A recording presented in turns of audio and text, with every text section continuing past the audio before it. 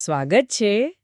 આજે આપણે Hyundai grand આઈ10 નિયોસ પર થોડી વાત કરીશું. ભારતમાં અને એમ જુઓ તો ખાસ કરીને આપણા ગુજરાતમાં આ હેચબેક બહુ જ લોકપ્રિય છે. આપણી પાસે આ કાર વિશેની એક માર્ગદર્શિકા છે. તો ચાલો જોઈએ એમાં શું છે. બિલકુલ. અને આપણો મુખ્ય હેતુ એ સમજવાનો છે કે આ ગાડી આટલી બધી કેમ ચાલે છે. એની ડિઝાઇન, ફીચર્સ, એન્જિન અને હા, સેફટી આ બધું મળીને એને શું ખાસ બનાવે છે. ચાલો જરા ઊંડાણપૂર્વક જોઈએ આ માહિતીને. હા, ચોક્કસ. તો શરૂઆત ક્યાંથી કરીએ? મને લાગે છે કિંમતથી કરવી જોઈએ. મોટાભાગના લોકો પહેલાં એ જ જુએ છે. માર્ગદર્શિકા શું કહે છે? ગુજરાતમાં જેમ કે અમદાવાદ, ઉના, રાજકોટ, ત્યાં જુલાઈ 2025 પ્રમાણે અંદાજિત ઓન-રોડ કિંમત શું હશે? જુઓ, ઓન-રોડ કિંમત છે ને એ વેરિયન્ટ અને કયું ફ્યુલ છે, પેટ્રોલ કે સીએનજી, એના પર આધાર રાખે છે. પેટ્રોલ મોડેલ્સની વાત કરીએ તો અંદાજિત રેન્જ લગભગ એમ સમજો ને 6.50 લાખથી શરૂ થઈને લગભગ 9.78 લાખ સુધી જાય છે. ઓકે, એટલે બેઝ મોડેલ અને ટોપ મોડેલમાં ઘણો ફરક છે. હા, બરાબર.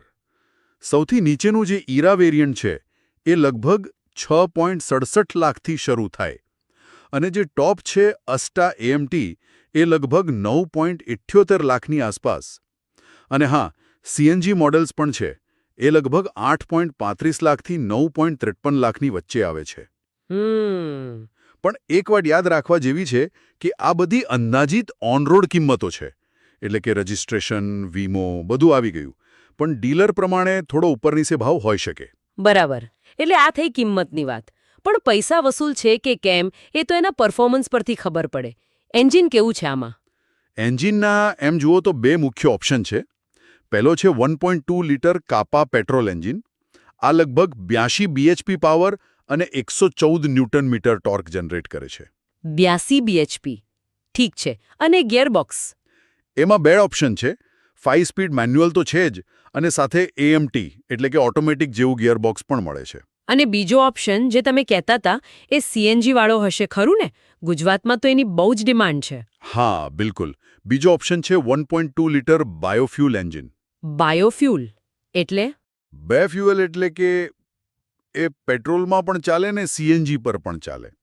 જ્યારે સીએનજી મોડમાં હોય ત્યારે એ લગભગ 68 બીએચપી પાવર અને 95.2 એનએમ ટોર્ક આપે છે. આમાં ફક્ત 5 સ્પીડ મેન્યુઅલ ગિયરબોક્સ જ આવે છે. એએમટી નથી. અચ્છા. આ વિકલ્પ ખાસ એવા લોકો માટે છે જેમને રોજની દોડધામ વધારે હોય અને પેટ્રોલનો ખર્ચ બચાવવો હોય. એટલે ઓછી રનિંગ કોસ્ટ એનું મુખ્ય આકર્ષણ છે. સમજી ગઈ. અને સૌથી મહત્વની વાત, માઇલેજ. પેટ્રોલ અને સીએનજીમાં કંપની શું કહે છે? હા, માઇલેજ તો પૂછવું જ પડે. ARAI જે સરકારી સંસ્થા છે એના પ્રમાણિત આંકડા મુજબ પેટ્રોલ મેન્યુઅલમાં 18 કિલોમીટર પીએલ. 18? પેટ્રોલ એએમટીમાં થોડી ઓછી, 16 કિલોમીટર પીએલ. અને સીએનજીમાં 27 કિલોમીટર પ્રતિ કિલોગ્રામ. 27 કિલોમીટર પ્રતિ કિલોગ્રામ સીએનજી. એ તો બહુ જ સારું કહેવાય. હા, આંકડો તો ઘણો સારો છે. પણ આ તો ARAIના આંકડા થયા. રસ્તા પર ખરેખર કેટલી મળે? માર્ગદર્શિકામાં એના વિશે કંઈ છે? હા, એ પણ છે. ARAIના આંકડા લેબ કન્ડિશનમાં હોય. પણ વપરાશકર્તાઓના અનુભવ મુજબ પેટ્રોલ ગાડી શહેરમાં લગભગ 12થી 13 કિલોમીટર પર લિટર અને હાઈવે પર 18થી 19 કિલોમીટર પર લિટર જેવી આપી શકે છે. ડ્રાઇવિંગ સ્ટાઇલ પર આધાર રાખે છે અલબત્ત. અને સીએનજીમાં? સીએનજીમાં પણ વાસ્તવિક માઇલેજ થોડી ઓછી હોઈ શકે.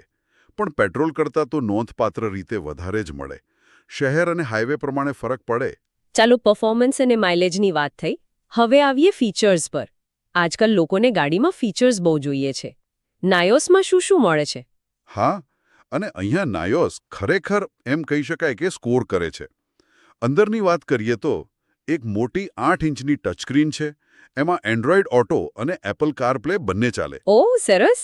પછી ઓટોમેટિક ક્લાઇમેટ કંટ્રોલ એટલે કે એસીનું તાપમાન આપોઆપ સેટ થાય, પુશ બટન સ્ટાર્ટ સ્ટોપ અને વાયરલેસ ફોન ચાર્જર પણ. Wireless charger. આ સેગમેન્ટમાં આ ફીચર મળવું એ સારી વાત છે. બિલકુલ. આ ઉપરાંત નાની પણ ઉપયોગી વસ્તુઓ જેવી કે ડ્રાઈવર સીટની ઊંચાઈ એડજસ્ટ કરવાનો ઓપ્શન, સ્ટીયરિંગને ઉપર નીચે કરી શકાય, ટિલ્ટ, પાછળના પેસેન્જર્સ માટે અલગ એસી વેન્ટ્સ અને એક બહુ મસ્ત feature cooled glow box. Cold glow box એટલે ગ્લો બોક્સમાં ઠંડક રહે. હા, ગુજરાતની ગરમીમાં લાંબી મુસાફરી વખતે પાણીની બોટલ કે ચોકલેટ ઠંડી રાખવા માટે બહુ કામ લાગે. આ બધી વસ્તુઓ મળીને ગાડીમાં બેસવાનો અનુભવ સારો બનાવે છે.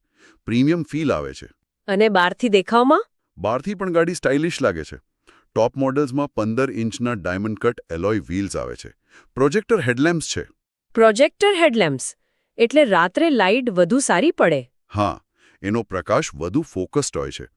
પછી એલઈડી ડીઆરએલ્સ પણ છે, જે દિવસ દરમિયાન ચાલુ રહે અને ગાડીનો લુક વધારે.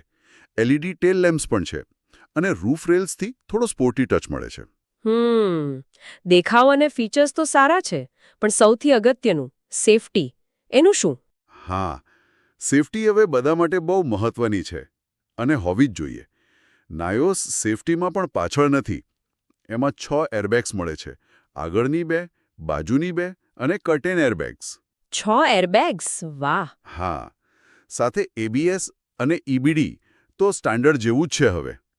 પણ આમાં ESC એટલે કે ઇલેક્ટ્રોનિક સ્ટેબિલિટી કંટ્રોલ અને VSM એટલે કે વ્હીકલ સ્ટેબિલિટી મેનેજમેન્ટ પણ છે.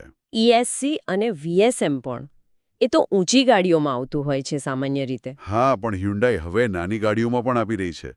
આ ઉપરાંત TPMS પણ છે, ટાયર પ્રેશર મોનિટરિંગ સિસ્ટમ. ટાયરમાં હવા ઓછી હોય તો ખબર પડી જાય. અરે વાહ! આટલા બધા સેફટી ફીચર્સ આ કિંમતે તો બહુ જ સારું કહેવાય. ચોક્કસ. અને જે AMT વેરિયન્ટ છે એમાં hill start assist control HSC પણ આવે. એટલે ઢાળ પર ગાડી ઊભી રાખો તો પાછળ ના જાય. એ પણ બહુ ઉપયોગી ફીચર છે. પાર્કિંગ માટે સેન્સર અને કેમેરા તો હશે જ ને? હા, રિયર પાર્કિંગ સેન્સર્સ અને કેમેરા પણ ઉપલબ્ધ છે વેરિયન્ટ પ્રમાણે. અને વેરિયન્ટ્સની પસંદગી કેવી છે? ઘણા બધા ઓપ્શન્સ છે. હા, એમાં પણ ઘણી ચોઇસ છે. Era, Magna, Corporate, Sports, Sports O અને આસ્થા. એટલે ગ્રાહક પોતાના બજેટ અને જરૂરિયાત પ્રમાણે પસંદ કરી શકે. દરેક વેરિયન્ટમાં ફીચર્સ અલગ અલગ હોય છે. તો આ બધી વાત પરથી એવું લાગે છે કે હ્યુન્ડાઈ ગ્રાન્ડ i10 નિયોસ એકદમ સંતુલિત પેકેજ છે. મતલબ કે સારી સ્ટાઇલ, ઘણા બધા આધુનિક ફીચર્સ, પેટ્રોલ અને CNG બંનેના એન્જિન ઓપ્શન અને સાથે સાથે મજબૂત સેફટી પણ. બરાબર, તમે એકદમ સાચું સમજ્યા. એની જે કિંમત છે, જે અલગ અલગ વેરિયન્ટ્સ મળે છે અને ખાસ કરીને CNGનો વિકલ્પ, આ બધું મળીને એને એક મોટા ગ્રાહક વર્ગ માટે આકર્ષક બનાવે છે. અને એટલે જ ખાસ કરીને ગુજરાત જેવા માર્કેટમાં એ આટલી સફળ છે. હા, એ જ એની લોકપ્રિયતાનું કારણ લાગે છે. એક છેલ્લો વિચાર આવે છે મનમાં. ગુજરાત જેવા માર્કેટમાં જ્યાં લોકો કિંમત અને માઇલેજ પર બહુ ધ્યાન આપે છે, ત્યાં નાયોસ જે રીતે ફીચર્સ, સ્ટાઇલ અને હવે તો સેફટીનું પણ મિશ્રણ આપે છે, એ એને એના કોમ્પિટિટર્સથી કેટલું અને કઈ રીતે અલગ પાડે છે, એ ખરેખર વિચારવા જેવી વાત છે. સાચી વાત છે. અને જો કોઈને વધુ માહિતી જોઈતી હોય, લેટેસ્ટ ઓફર જાણવી હોય કે ટેસ્ટ ડ્રાઈવ લેવી હોય, તો હંમેશા મારી સલાહ રહેશે કે હ્યુન્ડાઈની ઓફિશિયલ વેબસાઇટ જુઓ અથવા નજીકના ડીલરનો સંપર્ક કરો. ત્યાંથી સૌથી સચોટ માહિતી મળશે.